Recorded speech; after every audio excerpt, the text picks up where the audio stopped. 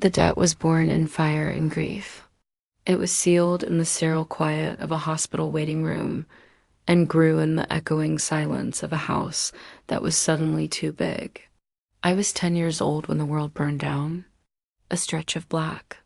Ice, a telephone pole, and in an instant, my parents were gone. My sister, Amelia, was 20.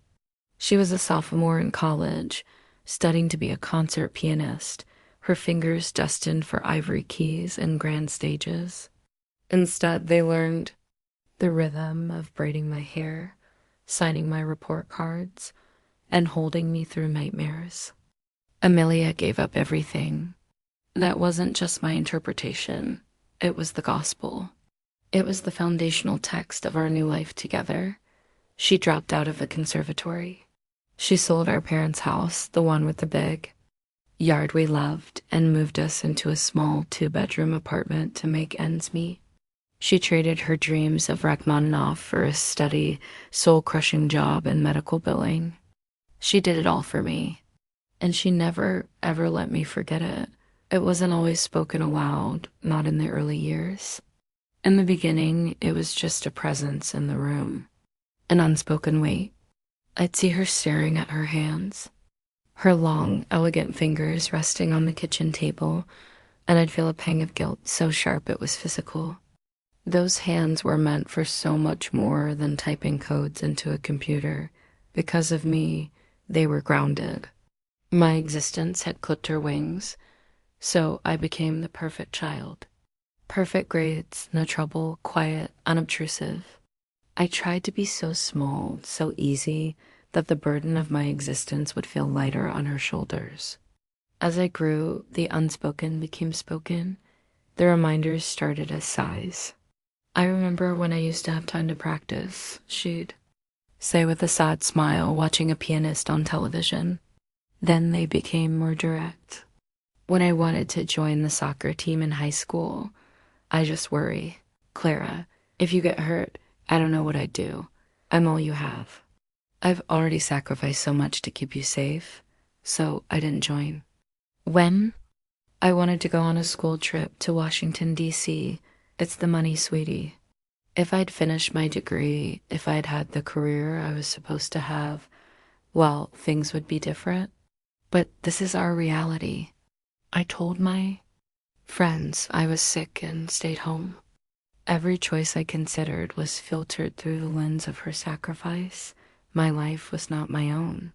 It was a testament to her martyrdom. I owed her, not just gratitude. I owed her a life that would justify the one she had lost. It was an impossible, suffocating debt, a debt with interest that compounded daily. When it came time for college, I wanted to go away. I dreamt of a sprawling campus in another state, of ivy-covered walls and a life of my own. I was accepted into my dream school, a liberal arts college in New England with a partial scholarship. I presented the acceptance letter to Amelia with a trembling hand, my heart a frantic bird in my chest. She looked at it, her face unreadable. She placed the letter on the table between us. It's far, she said softly. No, I said, my voice small, but it's a great school. And the scholarship? There's a perfectly good state university right here, she said, her voice still quiet, but now with an edge of steel. Why would you want to go so far away from me? She looked up, and her eyes were filled with a familiar weaponized sorrow. After all these years, after everything I had done to keep us together, you just want to leave. It wasn't a question, it was an accusation. I suppose I shouldn't be surprised. I gave up my future so you could have one. I just didn't realize my reward would be being left all alone. The guilt was a physical wave that crashed over me, leaving me breathless. How could I be so selfish, so ungrateful? She had raised me. She had sacrificed everything. To leave her now felt like the ultimate betrayal. A final twist of the knife I had plunged into her future the day I was born. I stayed. I enrolled in the local university, living in our apartment. I told myself it was the practical choice, a smart choice, but I knew the truth. I had chosen my cage. I majored in business, something sensible, something that would lead to a good job so I could finally start to repay her in a tangible way. My dreams of studying art history, of losing myself in museums, were packed away like old toys. They were frivolous, and we were not frivolous people. We were people bound by sacrifice and debt. After graduation, I got a job as a junior analyst at a local firm. The pay was decent. I insisted on paying for half the rent and all the utilities. Amelia resisted at first with a show of noble protest, but eventually relented. "If it makes you feel like you're contributing," she'd said, as if my money were a child's craft project. But I could see the satisfaction in her eyes. The first installment on the debt had been paid. My 30s arrived quietly, finding me in the same apartment, the same city, the same life. Amelia and I were a unit. Most people saw, "It is beautiful. You two are so close," friends would say. "The bond you share is incredible." They didn't see the bars of the cage. They didn't feel the weight of the chains. My friends were her friends. My schedule was her schedule. If I dated someone, they weren't just dating me. They were auditioning for Amelia. None of them ever got the part. "He doesn't understand our history," she'd say. Or, "She seems nice, but she's trying to pull you away from me." Eventually, I stopped trying. It was easier to be alone with her than to navigate the minefield of her disapproval. The world outside our little two-person island continued to turn. And one day, a piece of that world crashed into mine. His name was Ben. He was a consultant hired by my firm for a 6-month project. He was from Chicago. He was kind and funny, and he had eyes that saw me, not Amelia's little sister, not the girl with the tragic backstory, just Clara. He saw the flicker of the art history major I'd buried. He listened when I talked about paintings. He didn't just listen, he asked questions. He bought me a book on the Dutch masters. For the first time in my life, I felt a connection that had nothing to do with my history or my debt. It was just for me. I was terrified, and I was hopeful. I knew, with a certainty that chilled me to the bone, that Amelia would see him as the ultimate threat, and I was right. I tried to keep it quiet at first. A stolen lunch here, a coffee after work there. But Ben wasn't a man. For the shadows, he wanted to meet my sister. "She's the most important person in your life, Clara," he'd said, his sincerity making it worse. "I want her to like me." "Oh, she will," I lied.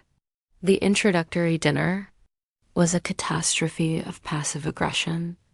Amelia was the gracious host, smiling and pouring wine, but her every word was a finely crafted dart. When Ben talked about his project, "It must be so lonely traveling all the time. Clara and I, we value stability, roots." When he mentioned his family in Chicago, "How lovely that they're so far away. We believe families should be close. You have to be there for each other." The subtext was a blaring siren. "You are an outsider. You are temporary. You will not take her from me." Ben, to his credit, was unfazed. He was open and warm, refusing to engage with her barbs, but I saw it all. I spent the entire dinner managing Amelia's moods, translating her coded language, and trying to run interference.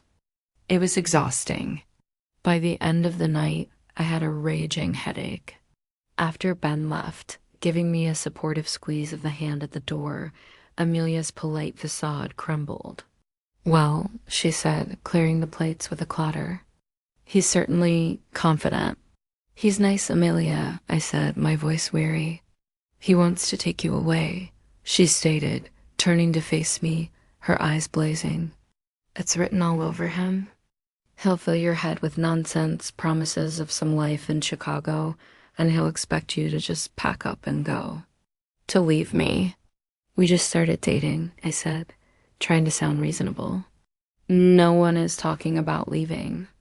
Aren't they? She shot back. Clara, do you have any idea what it looks like from my perspective?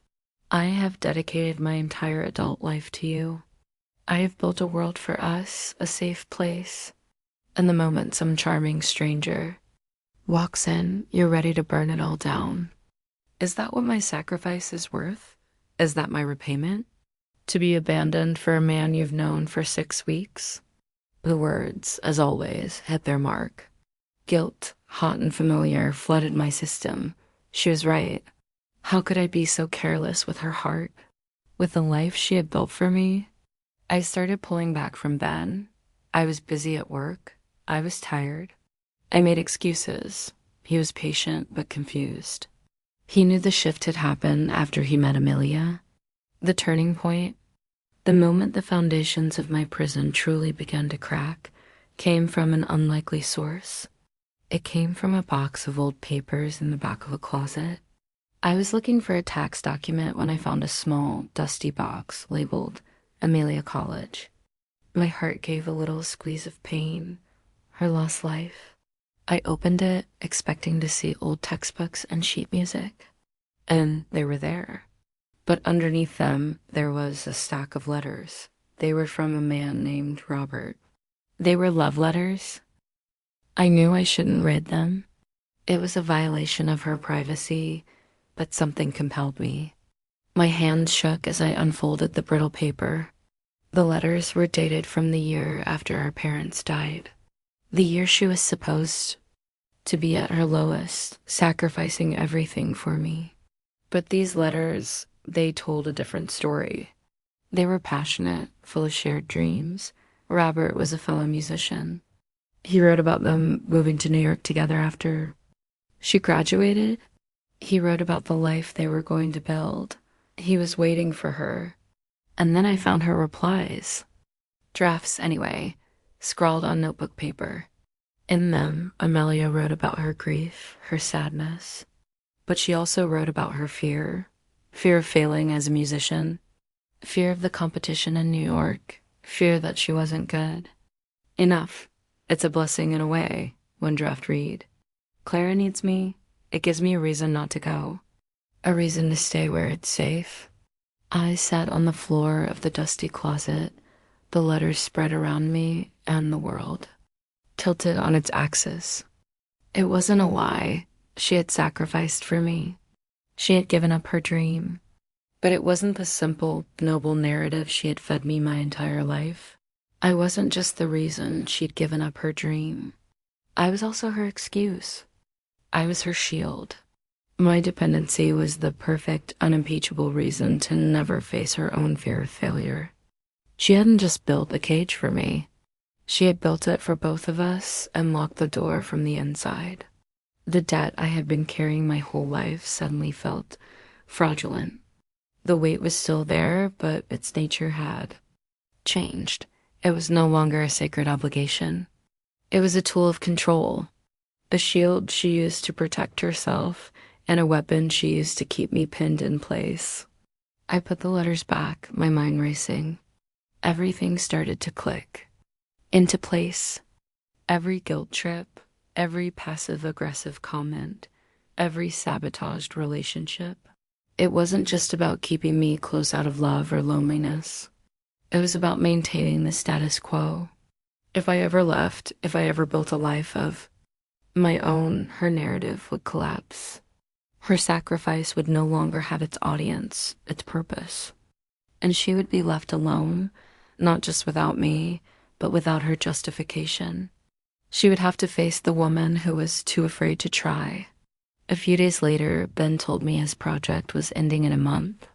He was going back to Chicago. "Come with me, Clara," he said, taking both my hands. "Just for a visit at first, see the city. See what you think. I love you. I think we could have something real. But we can't have it here, not like this." A month ago, I would have said no without a second thought. Now I saw a door where there had only ever been a wall. "I need to think," I told him, and I did. I thought about the letters. I thought about the life I was living a half-life of muted colors and quiet obligation. I thought about the crushing weight of a debt that was never meant to be paid. The final confrontation came on a rainy Sunday afternoon. I told Amelia I was going to Chicago with Ben for a week.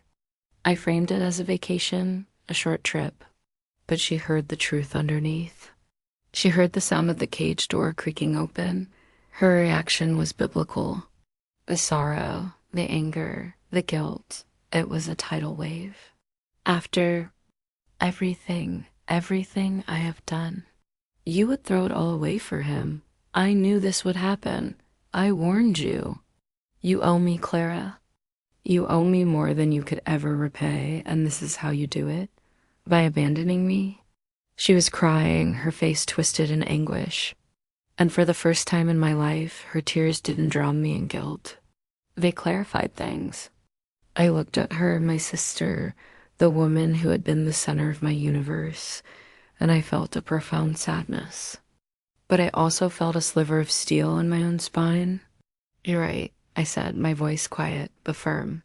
The calmness in my own voice surprised me. I do owe you. I owe you a debt of gratitude that I will carry for the rest of my life. You saved me, you raised me, and I will love you for that, always. I took a breath. But the debt ends there. I cannot pay you with my happiness. I cannot pay you with my future. I cannot spend the rest of my life making installments on a sacrifice you were too afraid to not make. Her eyes widened. The tears stopped. What did you say? She whispered. I know about the letters, Amelia, I said gently. I know you were scared. And I don't blame you for that, but you used me. You used me as your reason to stay safe.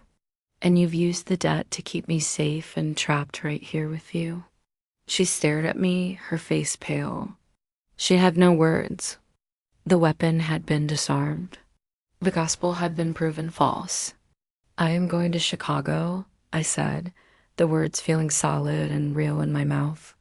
And I don't know if I'm coming back to our apartment, to this life. I walked over to her, and for the first time, it felt like I was the older sister. I kissed her on the forehead. I love you. But I have to go. This is the only way I can pay my debt. By finally living the life you gave me, for myself. Walking away was the hardest thing I have ever done. Every step out of that apartment, down the stairs, and into the rain-slicked street, felt like tearing a part of myself away. Amelia didn't follow. She didn't scream. There was only silence. A new kind of silence. Not the heavy, oppressive silence of our life together, but a clean, empty, terrifying silence. My week in Chicago with Ben turned into 2, then a month. I found a job at an art gallery. A small job organizing catalogs, but I was surrounded by the things I loved. Ben and I found an apartment with big windows that let in the afternoon light. The silence from Amelia was absolute. I sent emails, I left voicemails. They were never returned. The debt was paid, and she had refused the receipt. It's been a year now. There is a scar on my heart that is shaped exactly like my sister. Some days, the grief of losing her, the only family I had, is immense. The guilt, that old ghost, sometimes whispers in the night. But then morning comes. I wake up in my own apartment, a place she has never seen. I go to a job I chose. I walk through the galleries and I feel a sense of peace I have never known. I am building a life, not on a foundation of debt and obligation, but on one of my own choosing. She said I owed her everything. And in the end, I gave her what she had given me, a life of her own, free from the burden of mine. I paid my debt by walking away, and in doing so, I finally set us both free.